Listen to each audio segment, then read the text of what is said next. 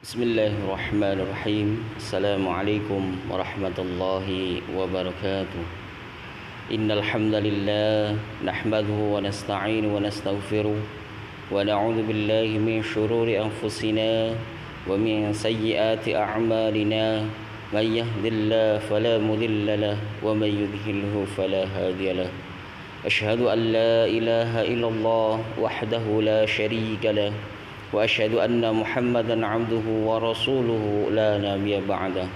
Allahumma salli wa sallim ala sayyidina Muhammadin wa ala alihi wa ashabihi wa man tabi'ahum bi ihsanin ila yaumiddin. Ibadallah, usikum wa iyaya bitaqwallah faqad fazal muttaqun. قال الله تعالى يا أيها الناس اتقوا ربكم الذي خلقكم من نفس واحدة وخلق منها زوجها وبث منهما رجالا كثيرا ونساء واتقوا الله الذي تساءلون به والأرحام إن الله كان عليكم رقيبا. Masyiral muslimin rahimakumullah. Mengawali khutbah Jumat ini, marilah kita senantiasa mengingat akan segala anugerah yang telah dikaruniakan Allah Subhanahu wa taala kepada kita, untuk kemudian kita syukuri dan gunakan di jalan kebaikan serta meningkatkan ketakwaan kita kepada Allah Subhanahu wa taala.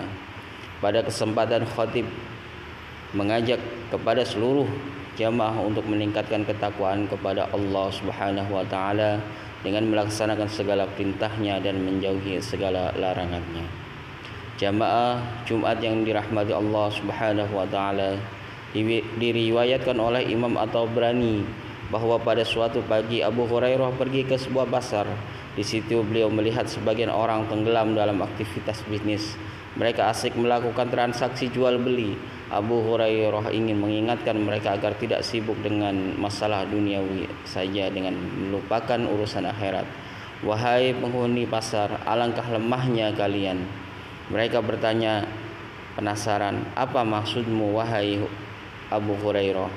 Itu warisan Rasulullah sedang dibagikan sementara kalian masih di sini. Mengapa kalian tidak pergi ke sana untuk mengambil jatah kalian? Di mana? Abu Hurairah menjawab, di masjid. Maka mereka keluar dengan cepat. Abu Hurairah berdiri menjaga barang mereka sampai mereka kembali setelah para penghuni kembali dari masjid. Abu Hurairah bertanya, ada apa dengan kalian? Mereka menjawab, wahai Abu Hurairah, kami telah datang ke masjid. Kami masuk ke dalamnya tapi tidak ada yang dibagi. Abu Hurairah bertanya, apa kalian tidak melihat seseorang di masjid? Mereka menjawab, kami melihat orang-orang yang sholat, membaca Al-Quran, dan orang yang mempelajari halal haram. Abu Hurairah berkata, celakalah kalian, itulah warisan Muhammad sallallahu alaihi wasallam. Hadirin jamaah Jumat rahimakumullah. Riwayat di atas memberi banyak pelajaran berharga tentang pentingnya memburu warisan yang telah diwariskan oleh Nabi Muhammad sallallahu alaihi wasallam. Bukan harta, uang, kendaraan, rumah atau dinar yang menjadi warisan, tapi warisan itu berupa mengerjakan sholat, membaca Al-Quran, dan mempelajari halal dan haram. Warisan pertama adalah sholat. Sholat merupakan tiang agama. Sholat menjadi amal yang pertama kali dimintai pertanggungjawaban oleh Allah Subhanahu wa taala. Rasulullah SAW menggambarkan seseorang mukmin yang menunaikan sholat wajib seperti orang yang mandi sebanyak 5 kali dalam satu hari. Ia akan selalu berada dalam keadaan bersih dari noda dan kotoran. Dosa-dosanya rontok seiring bacaan dan gerakan sholatnya. Dalam sholat ada komunikasi dan dialog dengan Tuhan, momentum untuk menumpahkan segala asa dan perasaan, bersimpuh sujud memohon petunjuk dan hidayahnya. Dinamakan sholat, kata Habib Ali bin Shihab, karena ia adalah penghubung antara seorang hamba dan Tuhannya. Jika sholatnya terputus, maka hubungan seorang hamba dengan Tuhannya menjadi terputus juga. Sayangnya, tidak sedikit umat Islam yang meremehkan waktu-waktu sholat.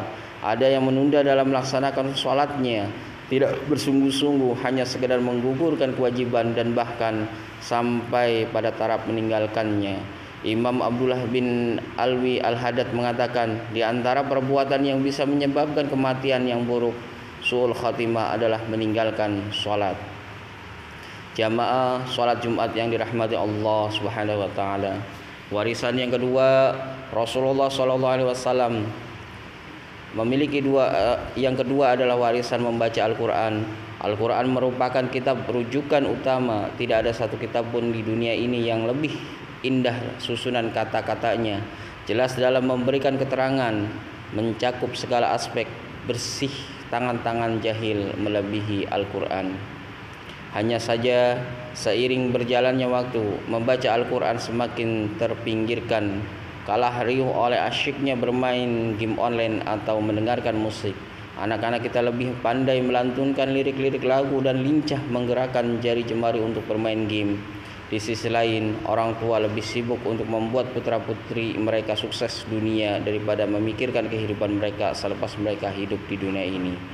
Al-Quran menjadi perhatian hanya di masa bangku sekolah dasar, itu pun cukup ditepeki.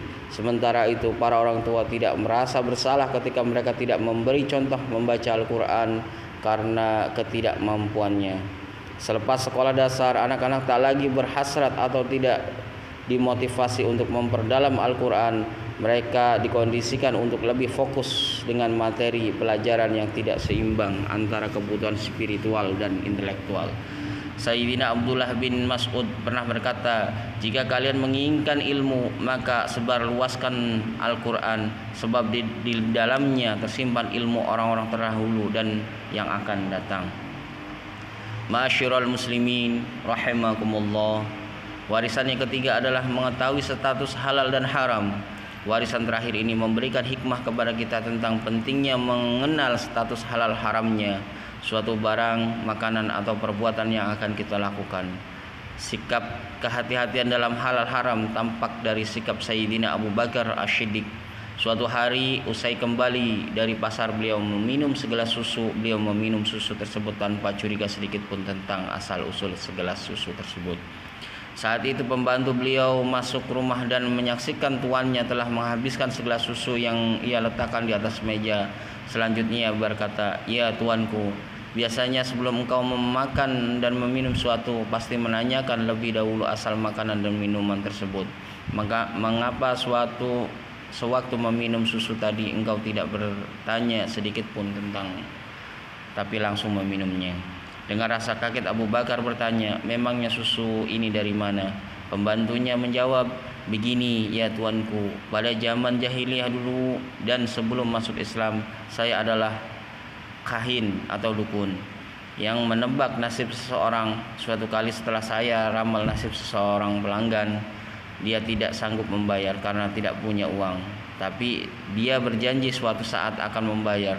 Tadi pagi saya bertemu di pasar dan ia memberikan susu ini kepada saya sebagai bayaran untuk utang yang dulu belum sempat dibayar." Mendengar hal itu, Abu Bakar memasukkan jari telunjuknya ke dalam mulut agar muntah. Beliau berusaha untuk mengeluarkan susu tersebut dari perutnya tanpa tersisa sedikit pun. Beliau sampai pingsan karena berusaha memuntahkan seluruh susu yang terlanjur beliau minum. Lalu berkata, "Walaupun saya harus mati karena mengeluarkan susu ini dari perut saya rela." Saya mendengar Rasulullah SAW bersabda, "Setiap daging yang tumbuh dari sumber yang haram, maka neraka adalah tempat yang pantas baginya." Kaum muslimin yang dimuliakan Allah Subhanahu wa taala, ketiga warisan Nabi yaitu menunaikan sholat, membaca Al-Quran dan mengetahui halal dan haram merupakan warisan yang harus kita jaga dengan sungguh-sungguh. Sholat tepat pada waktunya dengan berjamaah, membaca Al-Quran sesuai tajwid, lalu berusaha memahami dan mengamalkannya, dan mengetahui status halal haram pada suatu barang dengan tepat dan teliti. Jika warisan duniawi begitu disukai meski bersifat sementara yang akan sirna seiring berlalunya waktu, maka tiga wasiat di atas harus lebih kita utamakan dari masa ke masa, karena ketiga warisan ini akan mendatangkan kebahagiaan di dunia bahkan sampai ke akhirat. Barakallahu li wa lakum fil Qur'anil azim wa nafa'ani wa iyyakum bima fihi minal ayati wa dzikril hakim wa taqabbala minni wa minkum tilawatahu innahu was-sami'ul alim. Aqulu qawli hadza wastaghfirullaha li wa lakum wa lisairil muslimina wal muslimat wal mu'minina wal mu'minat fastaghfiruhu innahu huwal ghafurur rahim. Allahumma salli ala sayyidina Muhammad wa ala ali sayyidina Muhammad.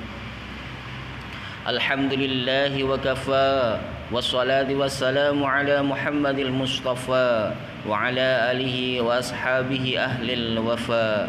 Ashhadu an la ilaha illallah wahdahu la syarika lah wa ashhadu anna Muhammadan abduhu wa rasuluhu la nabiyya ba'da. أما بعد فيا أيها المسلمون أوصيكم ونفسي بتقوى الله العلي العظيم واعلموا أن الله أمركم بأمر عظيم أمركم بالصلاة والسلام على نبيه الكريم فقال إن الله وملائكته يصلون على النبي يا أيها الذين آمنوا صلوا عليه وسلموا تسليما. اللهم صل على سيدنا محمد وعلى آل سيدنا محمد كما صليت على سيدنا إبراهيم وعلى آل سيدنا إبراهيم وبارك على سيدنا محمد وعلى آل سيدنا محمد كما باركت على سيدنا إبراهيم وعلى آل سيدنا إبراهيم في العالمين إنك حميد مجيد. اللهم اغفر للمسلمين والمسلمات والمؤمنين والمؤمنات الأحياء منهم والأموات إنك سميع قريب مجيب دعوات. اللهم أرنا الحق حقا وارزقنا اتباعه وأرنا الباطل باطلا وارزقنا اجتنابه. ربنا هب لنا من أزواجنا وذرياتنا قرة أعين واجعلنا للمتقين إماما. اللهم أعز الإسلام والمسلمين وأذل الشرك والمشركين ودمر أعداء الدين.